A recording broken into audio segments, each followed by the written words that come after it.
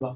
দেখো ভাইয়া, তুমি যেখানেই ক্লাস করো, তুমি যদি মনোযোগ দিয়ে ক্লাস করো তাহলে অবশ্যই তুমি বুঝতে পারবা। এখন তুমি মনে করো কোনো মানে ভালো টিচার, আচ্ছা ভালো টিচার বলতে কি? টিচার কিন্তু সবাই ভালো, তাই না? এখন তুমি মনে করো কোনো মানে যেই একটা কোর্স নিলা অনলাইনে, মানে খুব চাকচিক্য, এই সুবিধা, সেই সুবিধা, হ্যান সুবিধা, ত্যান সুবিধা। কিন্তু দিন শেষে তুমি পড়তেছো না। সেক্ষেত্রে কি তুমি শিখতে পারবা? তাই না? যদি তোমার যে শিক্ষার আগ্রহ থাকে সেক্ষেত্রে তোমাকে অবশ্যই মনোযোগ দিয়ে যে কোনো টিচারে ক্লাস করতে হবে। তোমার যদি আমার ক্লাসটা ভালো লাগে তাহলে করো, কোনো সমস্যা নাই, তো ক্লাসটা করো বুঝে বুঝে।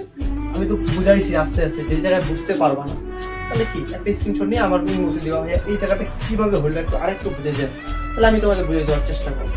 ঠিক আছে? তোমরা বারবার বলছি তোমরা কি এই স্যারের কাছে করো, মনোযোগ দিয়ে ক্লাস করো। ওকে?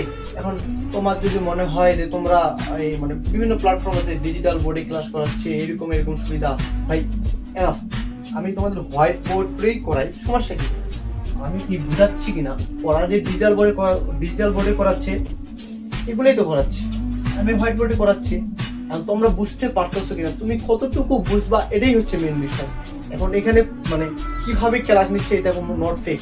এখন তোমার ক্লাসে তোমার যদি মনোযোগটা থাকে তাহলে তো তুমি ভালো করতে পারবা।